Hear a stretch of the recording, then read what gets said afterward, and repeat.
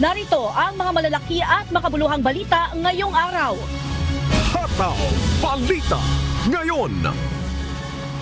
Ngayon po ay araw ng Miyerkules. Nag-courtesy call si United States Secretary of State Antony Blinken kay Pangulong Ferdinand Marcos Jr. sa Malacanang kahapon March 19. Sa kanilang pagkikita, binanggit ni Blinken ang nalalapit na trilateral meeting sa pagitan ng US, Japan at Pilipinas sa Washington, D.C.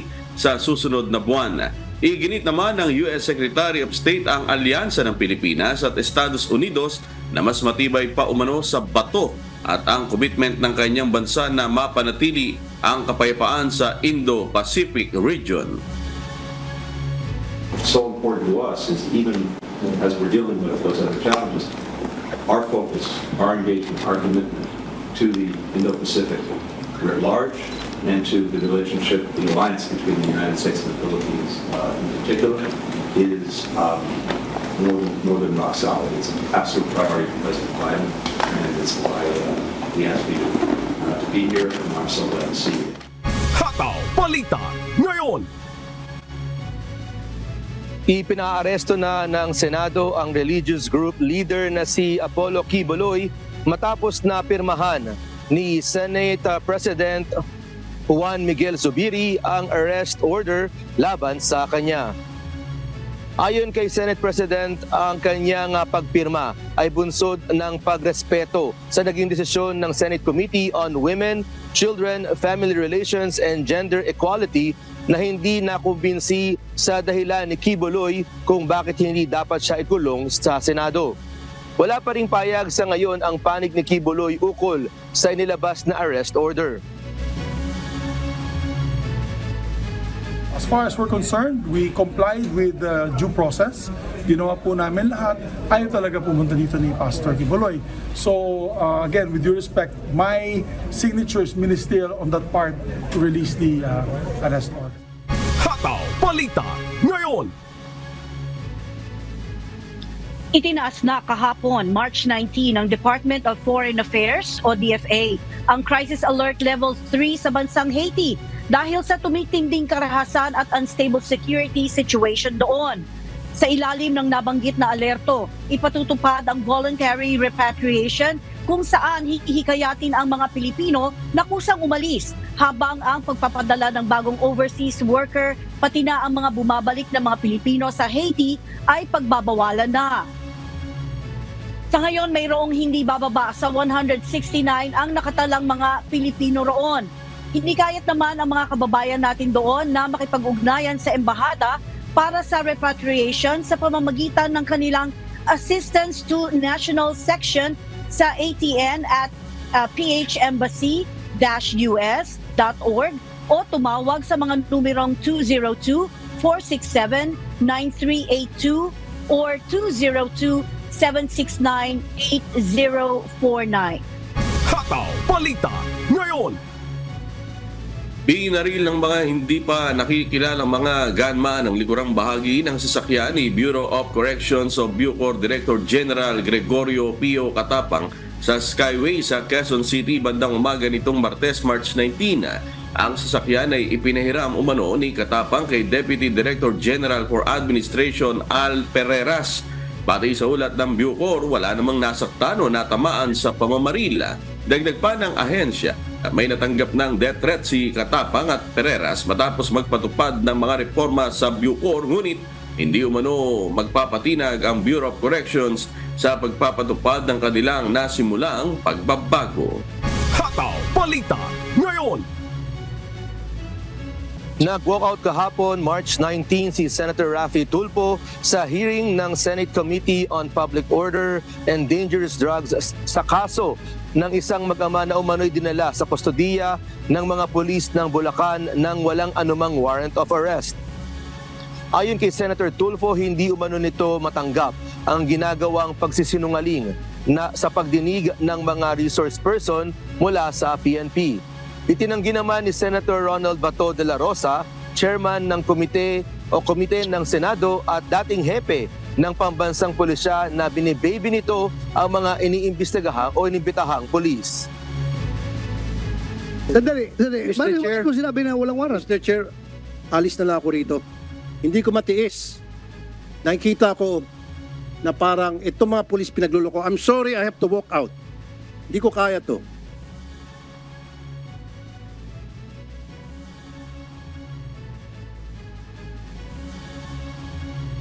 Wala akong pinapaboran dito.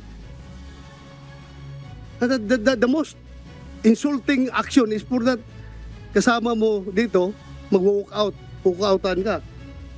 Hataw Balita ngayon. Nangako kahapon kay Pangulong Ferdinand Marcos Jr. ang liderato ng Senado at Kamara na patuloy na isusulong ang mga panukalang batas na inaasahang makatutulong sa ekonomiya ng bansa at sa mga Pilipino. Plano ng Senado na maipasa ang 23 priority bills ng Legislative Executive Development Advisory Council o LEDAC bago ang session break sa buwan ng Hunyo. Sinabi naman ni House Speaker Martin Romualdez na hinihintay na lamang ang aksyon ng Senado dahil naipasa na nila ang ilan sa LEDAC priority measures. But we committed to the President, all 23 measures hopefully will be done by June before the synergy break. So yan ang commitment namin sa House of Representatives together with the President. Hindi sana man minamadali pero in-overtime talaga natin sa House. So on the part of the House, kompleto na tayo sa 23 priority and then priority measures and lahat na po natapos po sa Senado. Hataw Balita ngayon. Inaprubahan na kahapon, March 19, ng House Panel ang mga panukalang batas na magpapalawak ng mga benepisyo ng mga senior citizen at persons with disability o PWD. Kabilang narito ang House Bills number 10061, 10062 at 10063 kung saan mas palalakasin pa ang kanilang 20% discount, pag-iisahin ang benepisyo at palalawakin ang pribilehiyo sa paggamit ng mga iniaalok na serbisyo ng pamahalaan. Inaasahang magdudulot ito ng karagdagang 112.6 billion pesos sa benepisyo para sa mga senior citizen at PWD sa kasalukuyang taon lamang. Ipinagutos naman ng Kamara ang investigasyon sa mga ulat ng mga senior at PWD na tinanggihan ang kanilang mga diskwento sa ilalim ng umiiral na batas. Hataw Balita ngayon. Hinihikayat na ng pamunuan ng Parañaque Integrated Terminal Exchange o PITX ang mga biyahero na magpabook na online ng maaga para sa darating na long weekend. Habang kasi para sa PITX ang mas maraming bilang ng mga nagwa-walk-in na pasahero, lalo na kapag peak season, kaya pinaiiwasan nila ang walk-in passengers upang hindi magdulot ng delay sa biyahe. Ayon sa PITX, sa loob ng 10 araw, inaasahan nilang aabot sa halos 2 milyong pasahero ang babiyahe para sa mahabang bakasyon. Tiniyak naman ng terminal ang seguridad at ligtas na biyahe para sa mga pasahero. Inaasahan po natin na 1.7 million po ang mga pasahero dadagsa sa ating terminal simula this Friday hanggang April 1 na po. Hataw Balita ngayon. Tinanggihan ni Israel Prime Minister Benjamin Netanyahu ang pakiusap ni US President Joe Biden na kansilahin ng Israel ang plano nitong pagsalakay sa Rafah City. Binigyang diin ni Netanyahu kahapon March 19 na malinaw na ipinapaalam niya sa Pangulo ng Estados Unidos na determinado ang kanilang bansa na tapusin ang pag-eliminate sa mga miyembro ng Hamas militant group sa Rafah. Iginiit pa nito na wala ng iba pang paraan para isakatuparan ng kanilang misyon kundi sa pamamagitan ng pagpasok mismo sa lugar. Nagsisilbing huling kanlungan ng mahigit sa 1 milyong mga pinalikas na tao ang Rafah City sa Gaza kung saan pinaniniwalaan ng Israel na doon nagtatago ang mga miyembro ng Hamas. Hataw Balita ngayon. Good morning, Sunny at Marie. Itong ating isa sa mga matatagal ng balita dito sa ating bansa. Kasi tuloy-tuloy itong pagdinig dito nga sa kaso ni Apollo Kibuloy na ngayon nga ay meron ng arrest warrant laban sa religious leader Sani at Marie. Oo, amigo, no, Marie. Sana ito ay itong religious group leader na si Apollo Kibuloy. Kagaya ng nabanggit kanina ni Senate President amigo Zubiri, gumawa naman ng due process ang Senado bago ito maglabas ng arrest warrant. Ang sa atin, syempre, meron naman tayong mga patakaran ng pamahalaan, amigo at Marino, na dapat nating masunod. At isa yan sa atin namang kinikilala bilang mga residente ng Pilipinas. Kaya siguro marapat lang din na sundin natin itong at igalang itong ginagawa ng Senado na hearing at ginagawa nilang patakaran dyan sa Senado, Marie.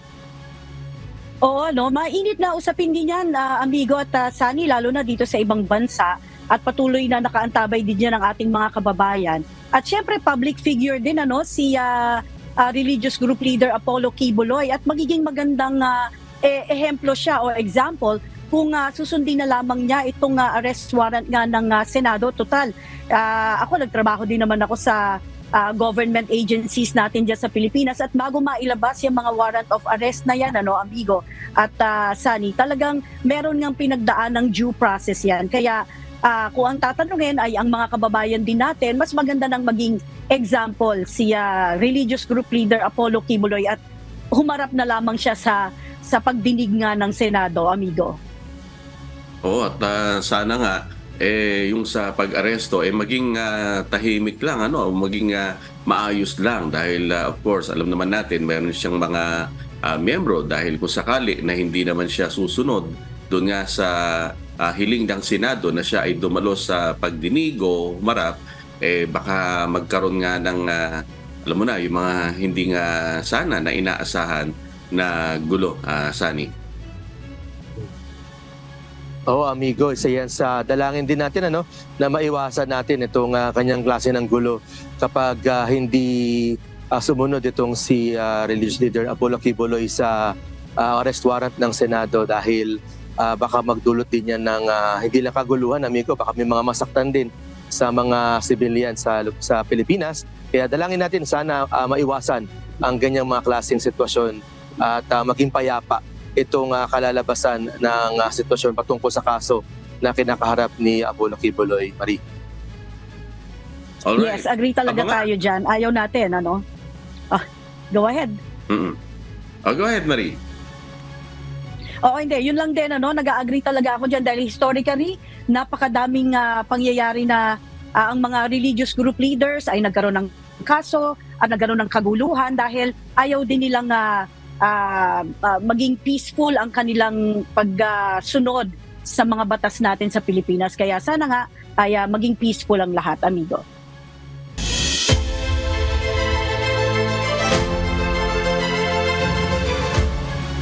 Iniyak ng mga pulis sa Davao ang kanilang kahandaan upang asistihan ng Senate Sergeant at Arms sa pag-aresto kay religious group leader Apollo Kibuloy. Ayon kay Police Regional Office 11, Director Police Brigadier General Alden Delbo, sa ngayon ay wala pa namang nakikipag-ugnayan sa kanila mula sa Senado ukol dito.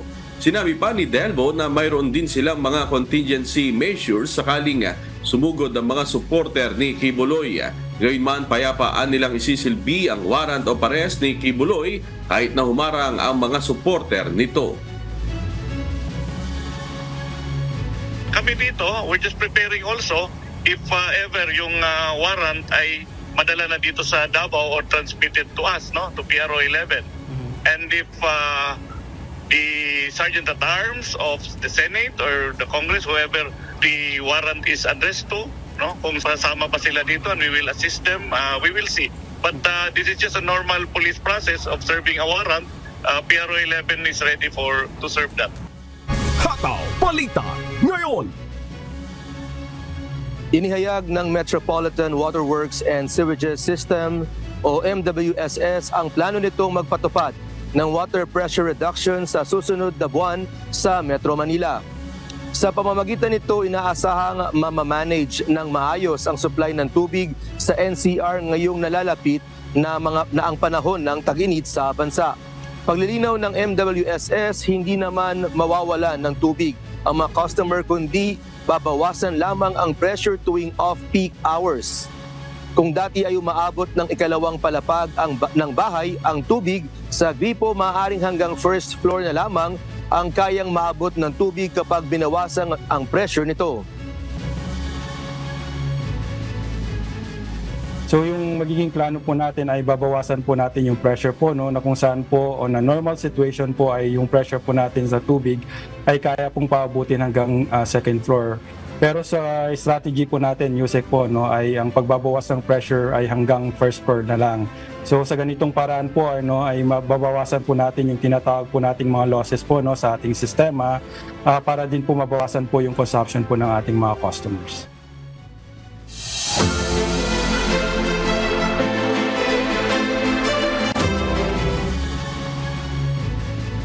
Tumaas ang bilang ng mga nagnanasang lumahok sa isasagawang rodeo finals ngayong taon na bahagi ng 2 linggong pagdiriwang ng 28th Rodeo Festival sa isla ng Masbate.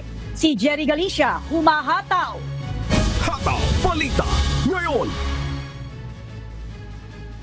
Umabot na sa 570 grupo ang bilang na mga nagpadala ng letter of intent to compete sa pamunuan ng Rodeo Masbateño Incorporated para sa isasagawang rodeo final sa isla ng Masbate. Ayon sa RMI, mas marami ang mga nagnanasang makalahok sa prestihyoso at kakaibang festival ng Masbate na tinaguriang Cattle and Rodeo Capital of the Philippines. Difference ngayon na napansin ko, overwhelming yung teams na gustong mag-compete. They send their letter of intent to compete, which we now have a total of 59 teams. 59 teams that's composed of 3 categories: professional, student men, and student women. So we have 59 teams with a maximum of 10 people per team, so there's already 590. So that's too much for us to handle that amount of number. Bunsod nito, nagbawas na ng mga sasaling grupo na mula pa sa iba't ibang parte ng bansa ang pamunuan ng RMI. Pumili na lamang ang mga organizer ng teams na may potensyal at mga dati na rin sumasali sa patimpalak na karaniwang mga ginagawa sa mga rancho o paalagaan ng baka. Nasa 35 na lamang ang napili pero mas marami pa rin ito kumpara noong nakaraang taong 2023 na umabot sa 32. Isa sa mga dahilan kaya nagbawas ng mga kalahok ay nasa 250 na baka lamang kasi ang pwedeng gamitin sa mga kategory na inihanda sa paligsahan gaya ng bull riding, horseback riding, lassoing, load and carry, casting down at marami pang iba. With the 350 players or 35 teams, ang baka na kailangan nating gamitin for that is umaabot din halos ng 250 heads. Pero ang gusto ko lang ipaalam na ang mga bakang ginagamit ay isang beses lang ginagamit. Halos pagka isang playing time, labas ang baka, karga uli sa truck, balik uli sa rancho yung mga yan. So palaging fresh yung mga bakang ginagamit for competition. Pumipili rin ang RMI ng mga baka na isasalang sa mga kategory ng Rodeo Finals. Nasa 80% na sa ngayon ang ginagawang paghahanda ng Rodeo Masbateño Incorporated para sa pagsimula ng Rodeo Festival sa April 1 na magpapatuloy hanggang April 14. Jerry Galicia, humahataw sa balita ngayon. Hataw Balita ngayon! Nakakatanggap ng tig-5,000 pisong tulong pinansyal ang mahigit 1,000 residente sa bayan ng Libmanan sa Camarines Sur. Nagmulang nasabing ayuda sa ilalim ng programang Assistance to Individual in Crisis Situation ng Department of Social Welfare and Development o DSWD. Nagbigay din ng Nutriban at may inom para sa mga bata sa lugar. Maasang pamahalaan ng makakatulong ang tulong pinansyal para sa mga taga-Libmanan na nangangailangan.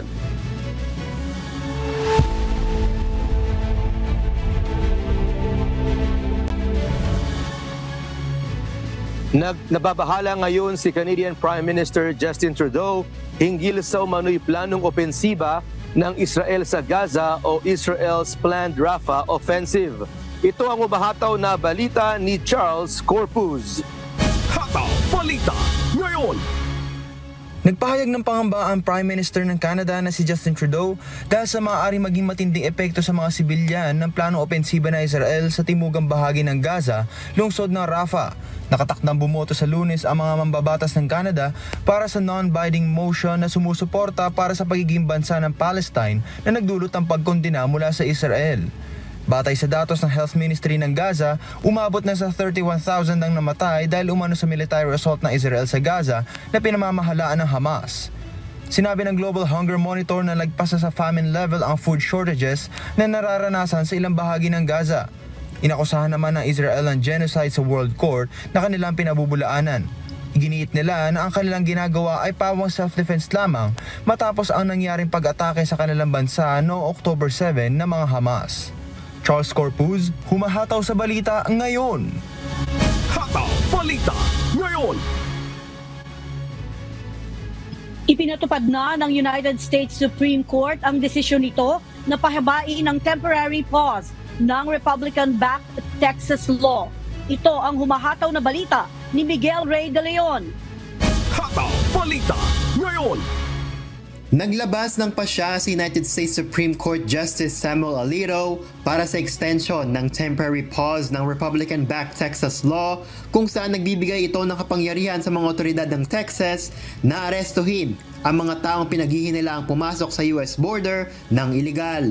Nagbigay daan ang desisyong ito sa pakiusap ni President Joe Biden dahil ayon sa administrasyon, ang batas na ito ng Texas ay lumalabag sa Constitution at federal law ng Estados Unidos. Bukod dito, nakakantala ito sa kapangyarihan ng US government na ipatupad ang mga regulasyong pang-imigrasyon. Wala pang nahihayag na deadline ang desisyon, subalit maaaring bigyan ng aksyon ng Supreme Court o ni Alito ang nasabing extension. Pinirmahan ang Republican-backed Texas law noong Disyembre ni Texas Governor Greg Abbott para maaresto ng law enforcers ang mga suspected na individual na pumasok sa bansa ng iligal. Inaasahang maipatupad ang nasabing batas noong March 10, subalit nagkaroon ng emergency request sa Supreme Court ang Biden administration upang bigyan ng extension hanggang March 18 ang pagpapatupad nito. Ngayong sumapit ang March 18, isa pang extension ang napagdesisyonan. Miguel Rey de Leon, humahataw sa balita ngayon.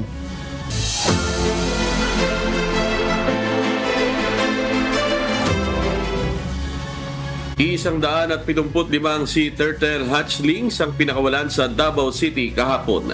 Tinatawag ang mga itong Hawksbill sea turtle na itinuturing na critically endangered species o malapit nang maubos. Si Lalaine Moreno, humahataw.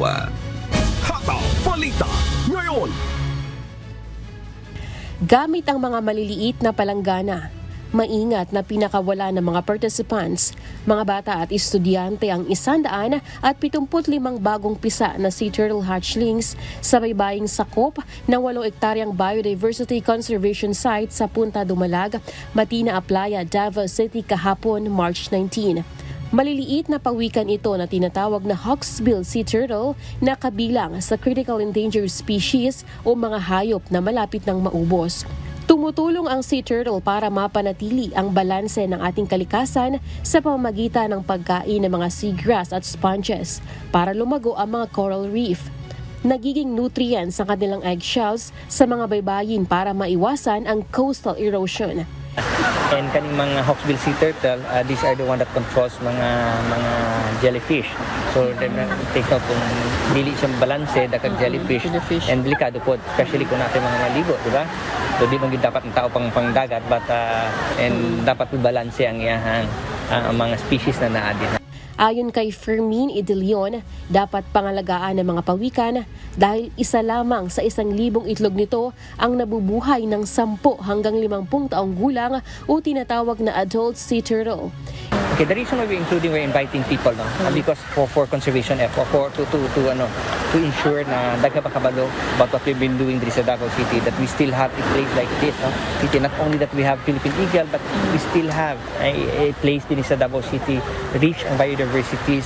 So if we spread more awareness regarding these issues, I think we can enlighten more people and encourage them to be environmentally conscious That way we can not only help our turtles but also other endangered species po.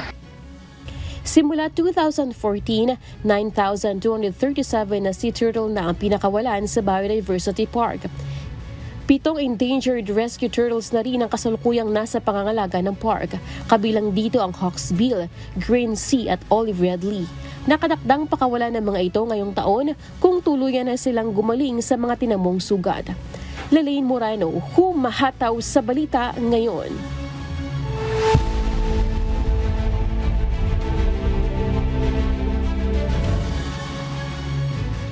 Nagsagawa ng kilos protesta ang mga Cubano sa gitna ng kawalan ng kuryente at kakulangan sa pagkain na nararanasan sa bansa. Ayon naman kay President Miguel Diaz-Canel, handang makipag-ugnayan ang gobyerno sa mga nagpoprotesta. Mula sa Toronto, Canada, may humahataw na balita si Orlin Quijano live. Hataw Balita ngayon. Magandang hapon dyan sa inyo, Orlin. Very rare nating mabalitaan itong klase ng sitwasyon sa Cuba.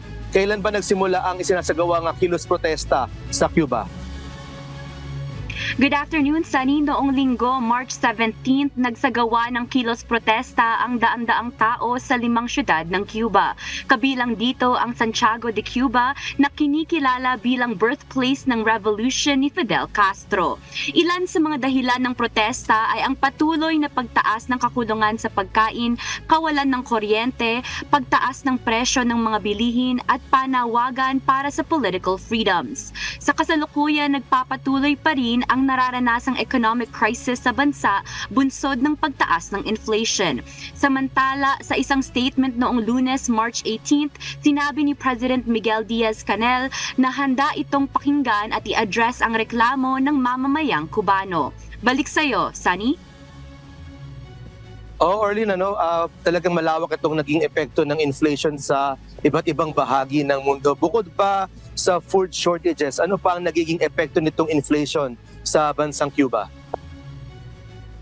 Sunny, bukod sa pagtaas ng presyo ng mga bilihin, bumaba din yung halaga ng Cuban peso, and it also affected as well yung income na kinikita ng mga tao. For example, Sunny, yung maraming mga state salaries sa Cuba ngayon ay ang halaga ng kanilang kinikita ay worth less sa halaga ng isang karton na itlog. Kaya talagang nahihirapan yung mga tao doon, at bukod pa doon ay tinaas din ng gobyerno ngayong buwan yung presyo ng fuel sa bansa by more than 500%.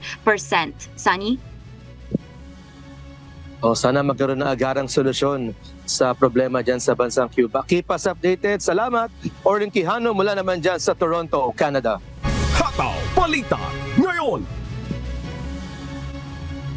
Paparating naman sa ilang mga araw ang inaasahang pamumukadkad ng wildflowers sa California na kung tawagin ay super bloom. Posibleng masilayan ang kaganapang ito ngayong spring. Ito ang humahataw na balita ni Abby Valdez. Hataw Balita ngayon. Inaasahang darating na ang Spring Super Bloom sa California kung saan mamumukadkad ang bahaghari ng wildflowers matapos ang pag-ulan sa lugar sa pagtatapos ng winter. Nagsimula na ang pamumulaklak sa mga bahagi ng Southern California, kaya umaasa si Evan Mayer, botanist at executive director ng non-profit Theodore Payne Foundation, na tiyak na magiging maganda ang season. Nauna na noong Pebrero ang pag-bloom sa ilang disyerto sa mababang elevation ng Southern California at magpapatuloy ito hanggang spring, at ganoon din ang inaasahan sa mga disyerto, kabundukan at damuhan sa Arizona at Nevada. Hindi kailanman naging pareho bawat taon ng pamumulaklak ng mga wildflower dahil nakadepende ito sa kondisyon ng panahon sa taglamig at tagsibol. Mayroon din kailangan temperaturang tamaan dahil kung hindi ay maaaring magdulot ito ng pinsala sa pamumulaklak. Malaking problema ang climate change sa pag-usbong ng wildflowers, subalit mayroon ding problema ang dulot naman ng mga tao, kaya nagpapaalala na manatili sa designated trails at huwag pumitas ng wildflowers. Abby Valdez, humahataw sa balita ngayon. Hataw Balita ngayon. Tinatangkilik ngayon ng milyon-milyong Amerikano ang Chinese-owned e-commerce company na Temu. Samantala, plano namang ibalik ng Estados Unidos ang dating level ng kanilang emergency oil reserve. Ito ang humahataw na balita ni Noni Ramos. Hataw Balita ngayon. Kung pamilyar ka sa Amazon at Lazada, malamang ay narinig mo rin ang tungkol sa Temu. Ginagamit ang Temu ng halos 152 million na mga Amerikano kada buwan. Kaya malaki ito sa online retail market. Halos pareho ang paraan ng operation nito na ginagamit ng Amazon, ngunit mayroong kaunting mga pagkakaiba. Gumagamit ang Temu ng advanced methods sa data collection, pati ang artificial intelligence o AI-generated images kung minsan para maipromote ang kanilang mga produkto. Sa shipping naman, hindi gumagamit ng middleman ang Temu. Pinapadalang direkta ng Temu ang mga produkto mula sa mga pabrika sa China papunta sa customers nito, dahilan para maging mas mabilis ang shipping. Ayon sa mga analyst, mas malaki pa ang magiging expansion ng Temu batay na rin sa estratehiya ng kumpanya. Samantala, nilalay naman ng Estados Unidos na bumalik sa dating level ng Emergency Oil Reserve sa katapusan ng taon. Ito ang Strategic Petroleum Reserve o SPR. Sa ngayon, may 362 na milyong bariles ng krudo sa bansa na mas kaunti kaysa dating numero na 565 milyong bariles bago ibenta ng Estados Unidos ang krudo. Ayon sa Energy Secretary na si Jennifer Granholm, pinaplano na kanselahin ang ibang mga sales para sa SPR. Nabanggit din ni Granholm na tumigil na ang Estados Unidos ng pagbibigay ng permiso sa mga kumpanya na gumamit ng liquefied natural gas o LNG, bagamat ito ay temporary lang. Bilang panghuli, ayon kay Granholm, maglalagay ng limit ang US at ang ibang mga bansa kung gaano ang ibabayad nila sa Russian oil. Kaya halimbawa, kung lalagpas sa limit ang presyo ng oil, hindi tutulong ang bansa sa mga insurance o transportation na kailangan para sa langis. Noni Ramos, humahataw sa balita ngayon.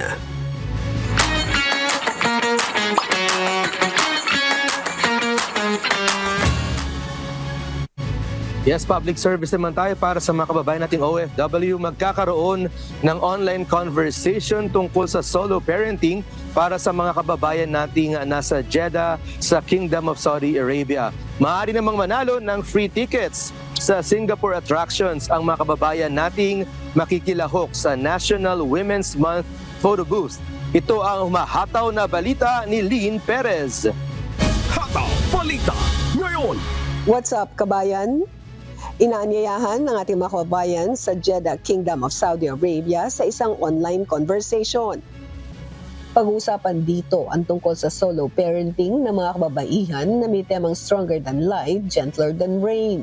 Gaganapin ito sa March 21 alas 2 ng hapon KSA Time via Facebook page sa Philippine Consulate sa Jeddah.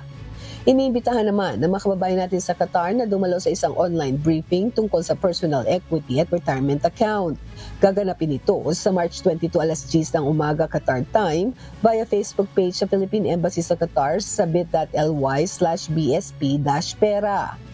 Magsasagawa naman ng serbisyong linggo sa konsulado sa Milan, Italy sa March 24. Magbubukas ang konsulado mula alas 9 ng umaga hanggang alas 5 ng hapon para magbigay serbisyo sa mga kababayan nating nangangailangan ng consular services. Pinapayuhan naman ng mga ito na mag-secure ng appointment sa linktr.ee/serbisyong linggo upang mas mapabilis at maging epektibo ang serbisyo ng konsulado.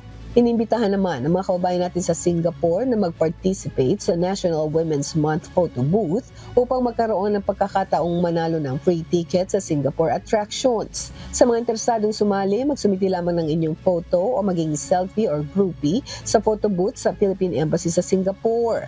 Maaaring magsubmit ng entries hanggang March 31 alas 5 ng hapon. Para sa kumpletong impormasyon at mechanics, bumisita lamang sa official Facebook page ng Philippine Embassy sa Singapore sa facebook.com/PH in Singapore. Lynn Perez, sumahataw sa balita ngayon.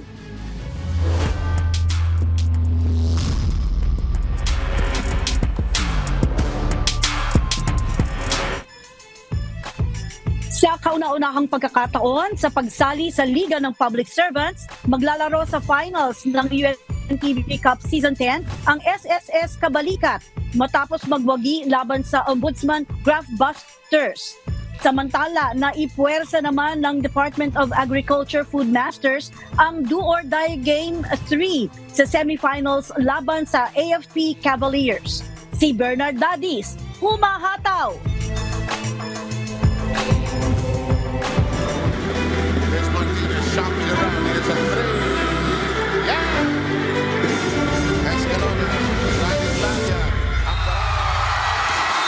And the SSS will be in the finals.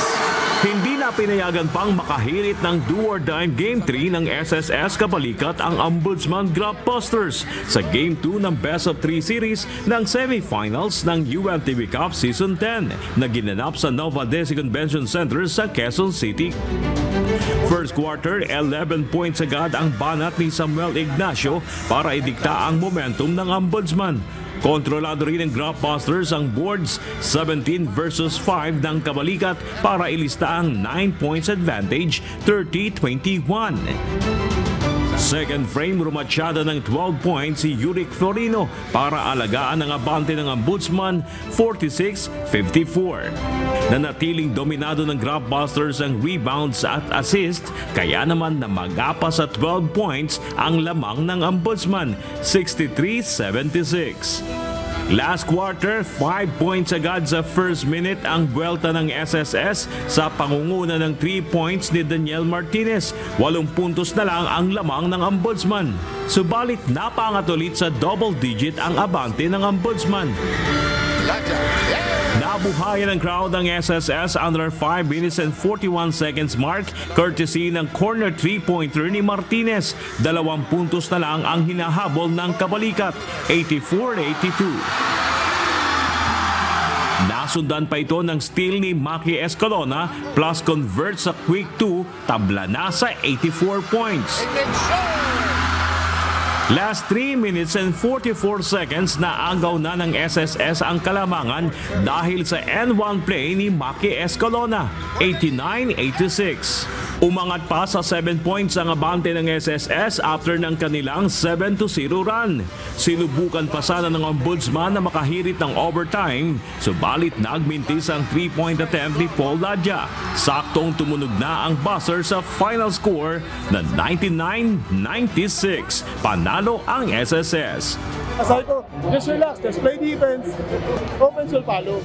Anyway, we gone too far, guys. Dito kami, di ba? Si Ombudsman is masaya. Kasi hindi lahat nakakapunta rito sa semifinals round na to. Samantala, haharap pa sa battle for third place ang Ombudsman Graphbusters sa kung sino ang matatalo sa laban ng AFP Cavaliers at DA Food Masters.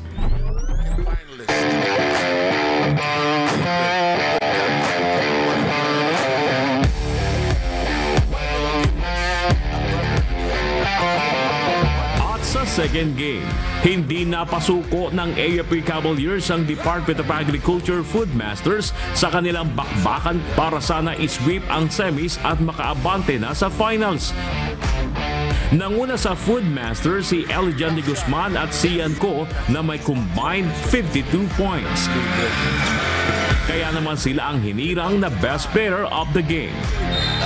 Kumulekta si Sian Co ng 22 points, 10 rebounds, 4 na assists, 2 steals at 3 blocks. Habang si EJ de Guzman naman ay may 30 points, 4 boards at 3 dimes. Talagang ayaw pa nilang gumipap. So, thank God nanalo kami ngayon. Nagawa naman namin, nakakahabol nga kami. Kaso siguro yung extra effort lang ng bawat isa na wala sa amin. Magtutuo sa Do or Die Game 3 ang DA Food Masters at AFP Cavaliers sa Miyerkules, March 20 na gaganapin sa Paco Arena sa Maynila. Bernard Dadis, humahataw sa balita ngayon.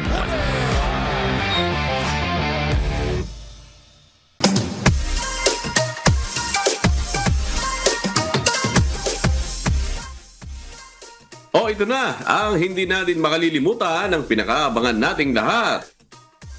Sunny, pwede bang bumate? Siyempre naman, pwede. Yes. At narito naman po ang pagbati ng ating kababayan. Ako po si Michelle Rea Florido mula sa Wellington, New Zealand. Magandang umaga po sa ating lahat. Binabati ko po ang nanay ko sa Imus at sa Pakasikasan sa ina po. Tapos sa lahat po ng taga-lokal ng Imus, magandang umaga po. Ingatan naman po tayo lahat palagi. Maraming salamat po. Ayan, at sa atin namang shout out. Ayan, shout out po sa ating mga suki. Ayan po sina Christian Clark Uy, si Emma Chikuhara, si Elena Yang, at si Ligaya Alnas. Ayan. Kayo naman, Sunny. Ayun, binabati rin natin, amigo at Marie, mga taga-subaybay natin dito sa Los Angeles. Nandiyan lagi sila Erwin Azul at ang kanyang butihing may bahay na si Aurora, ang Arvis couple at ang Camarce couple. At ganoon din congratulations ulit sa ating mga kabataan dito sa MCGI ng North America. Sila ang nanalo sa West Region ng Serbisyong Kabataan, ang pagsasanay dito sa North America. Sa lahat ng mga nag-champion at mga sumali, congratulations sa lahat. Marie, go ahead. Ayun, congratulations Shout out syempre sa mga nakasama natin sa Honduras, ang regular na mga kasama natin doon na talaga namang hindi napapagod para sa Mini Quida. Shout out sa inyo lahat at syempre shout out din sa aking Miamor. Nakasama din natin sa Mini Quida nitong nakaraang linggo. Gayun din shout out sa ating mga senior citizen o senior na mga kapatid dito naman sa East Coast ng USA na palagi natin kasama sa nightly community prayer natin. At gayon din kay Sister Araceli Grajeda dyan sa Pilipinas at syempre ang ating mga kababayan dyan sa San Pedro Laguna, sa aking mami at sa aking anak na si John Michael, at sa Japan naman si Brad Binoy. Ayan. Go ahead, Sherin, amigo. Hindi ba kayo hahabol sa ating Grand Fiesta dito sa Pampanga at sa ating SPBB rito? Nasani? Habol ako dyan. Puro sushi na lang ako, amigo. Hahabol ako dyan, amigo. Pero hindi pa ngayong quarter na ito. Tingnan natin kung loloobin ng Diyos. Yan, next quarter siguro. Ayan. Third. Sige, abangan natin at yung pasalubong, huwag kalilimutan. Belated happy birthday nga pala sa aking Tito Atoy. Ayan, na nasa Italy. Happy birthday po. At ganoon din po, shout out sa ating mga taga-subaybay sa buong Pilipinas at sa iba't ibang panig ng mundo. Ganoon din po sa mga taga-makinig ng Hataw Balita ngayon sa Radyo Libertad 1350. Patuloy po namin kayong inaanyayahan sa gaganaping mass indoctrination ng MCGI. Magsisimula po ito sa darating na Lunes na, March 25, 2024, 7 p.m. Philippine Time. Sa official MCGI social media accounts, kabilang ang MCGI channel, ang official YouTube channel ng Members Church of God International. Ayan, at patuloy rin po namin kayong inaanyayahan na makiisa sa Global Prayer for Humanity tuwing Lunes hanggang Biyernes, alas 9:30 ng gabi. Ito po ay nakastream ng live sa lahat ng mga MCGI social media accounts. At ang ating Global Prayer for Humanity po ay bukas sa lahat, anuman po ang inyong lahi o relihiyon. Mga kasangbahay, kung may mga istorya po kayong nais na balikan sa Hataw Balita ngayon, pwede nyo po itong muling mapanood sa aming mga official social media account. Magtungo lamang po sa UNTV News and Rescue YouTube channel at i-click ang subscribe button. Gayon din sa aming Facebook at TikTok accounts. Mapapanood nyo rin po rito ang iba pang mga news programs ng UNTV, pati na ang iba pang video ng nag-iisang public service channel. Kaya tara na, subscribe, like, and share. At sa aming ibabahaging mga salita ng Diyos na ating sandigan mula sa Jeremias Kapitulo 1, talatang 12. Nang magkagayoy, sinabi ng Panginoon sa akin, iyong nakitang mabuti, sapagkat aking iniingatan ng aking salita upang isagawa.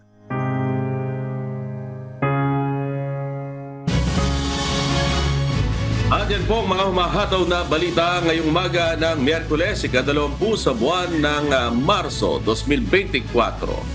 Sa ngalan po ng lahat ng bumubuo ng UNTV News and Rescue, UNTV Radio La Verdad 1350 at ng ating mga correspondent mula Luzon, Visayas at Mindanao. Mula po rito sa Pilipinas, ako po ang inyong amigo, Sherwin Tulubong. At yan po ang mga humahataw na balita sa iba't ibang panig ng mundo ngayong Wednesday morning, March 20, 2024. Mula rito sa Los Angeles, California, USA, ako si Sunny Cos. Ako naman si Marie Peñaranda mula dito sa historic Round Rock, Texas, USA. At dito sa UNTV at sa UNTV Radio La Verdad 1350. Diyos ang aming sandigan, serbisyo publiko ang aming pinahahalagahan. Susunod na ang Good Morning Kuya. Salamat po sa Diyos at magandang umaga.